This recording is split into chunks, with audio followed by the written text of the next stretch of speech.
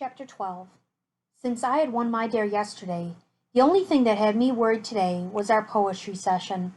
Even though Miss Waverly told us we could have time to finish our free verse poems in class, I noticed that Eddie was working on his last night. He was really serious about winning this dare, probably because he already told Paul and Manny about the super cool attic room. He was even quiet at breakfast. Could everyone please get into your poetry groups? Miss Waverly told us. Manny and I still had a lot to do, so we got right down to business. I finished mine already, Marina said. Does anyone want some help? Before Manny or I could utter a yes, Eddie scooted his chair closer to Marina.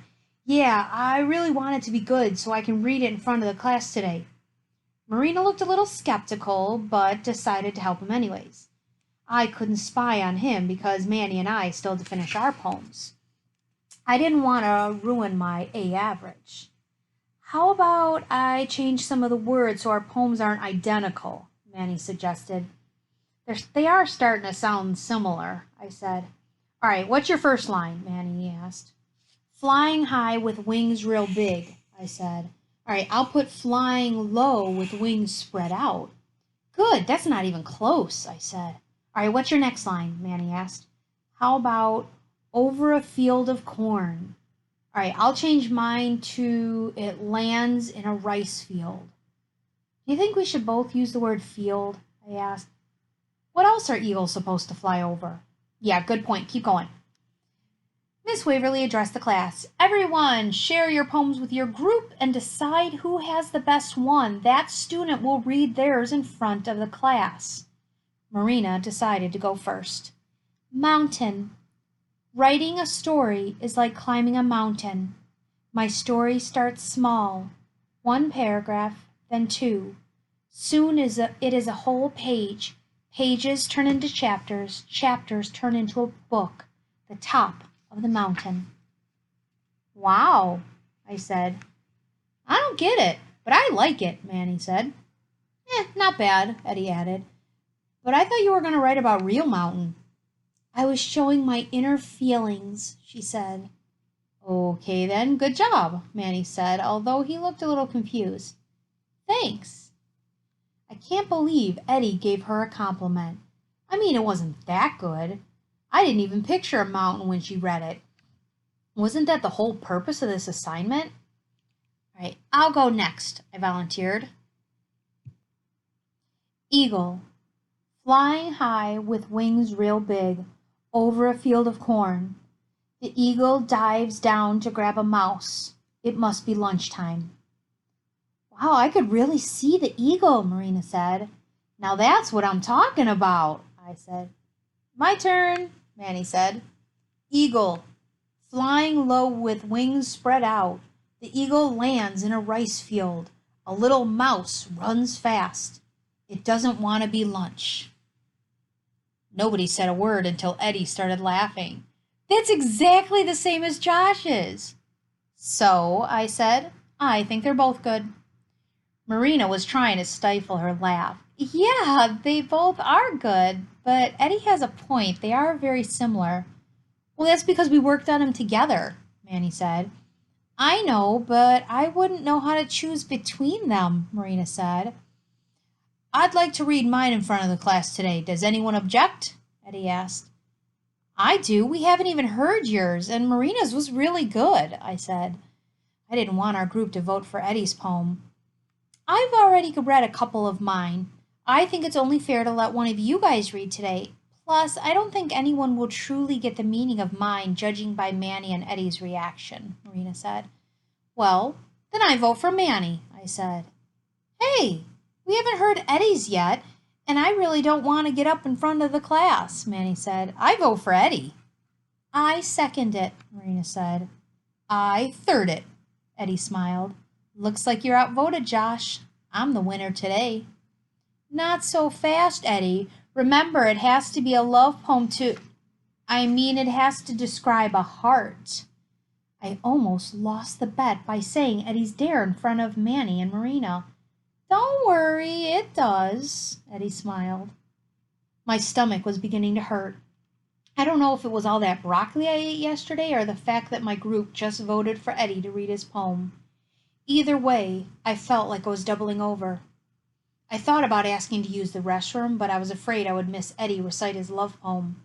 And if I knew Eddie, it was going to be a big production. He never did anything small. And now for our last group. Who will be reading today? Miss Waverly asked our group. Eddie raised his hand. I could see he was a bit nervous. His hand was shaking slightly.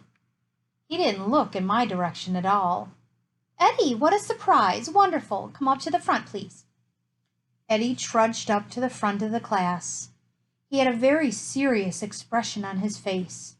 It almost made him look menacing. My poem is... Eddie stopped to clear his throat. He covered his mouth with his fist and made a coughing noise to clear his throat. I think he was stalling for time. Eddie, do you need to get a drink of water? Miss Waverly asked. No, I'll be fine. He gave one final guttural cough. Here goes.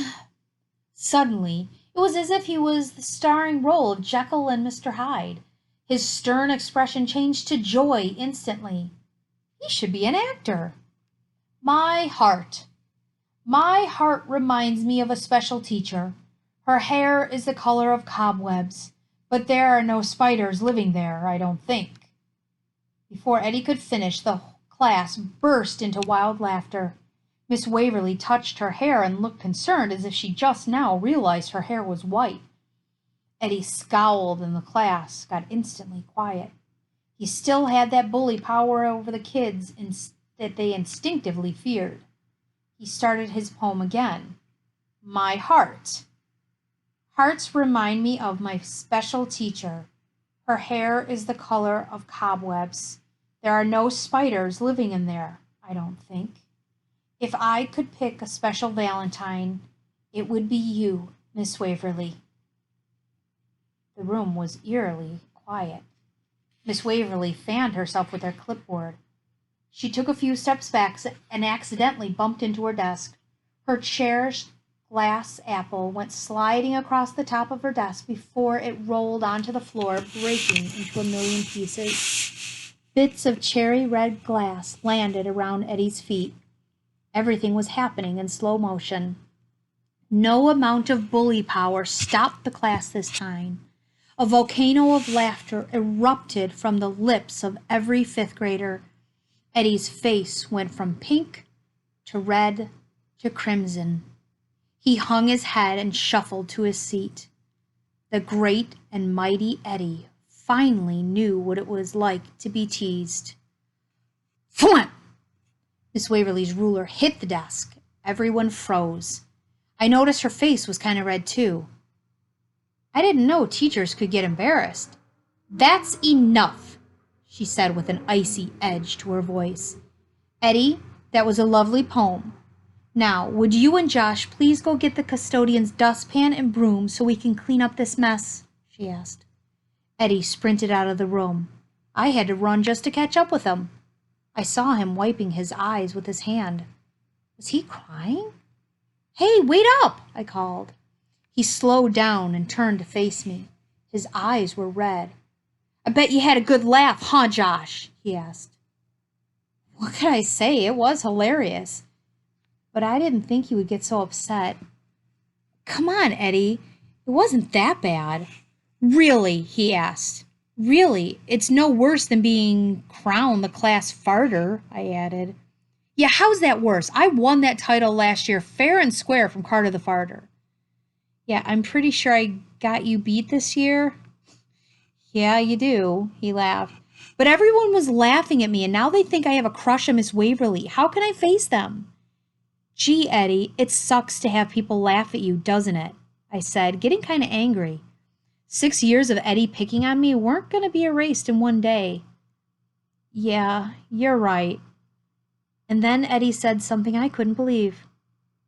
Sorry if I ever made you feel like that. I was speechless. Did Eddie just have a change of heart? I'll just play it off like I was goofing around. Everyone will know it was a joke. Do that and you lose the bet, remember? Everyone has to think you really love Miss Waverly. I added, realizing too late that I just reminded him how not to lose the bet. Thanks, Josh. You're really good at making someone feel better. Great. I'll just add that to my list of talents. Class farter, cheer upper. That's funny, Eddie said and laughed. So, how's it going, boys? Miss Beer asked. Eddie and I rocked back and forth in our rocking chairs. I was really starting to like these chairs, even if I didn't like the sessions. Okay, I mumbled. Eddie just shrugged. I'd like to try something different today, she said. First, take these index cards. She gave each of us 2 index cards and a clipboard and pencil. Josh, you need to write one thing that Eddie is really good at on the first card, and Eddie, you need to do the same for Josh. What was Eddie really good at? Burping? No, I can't put that. Farting? Ugh, Miss Beer would have a cow. Eddie wrote something quickly. That was fast. Not to be outdone, I quickly scribbled something down too. Miss Beer took the cards.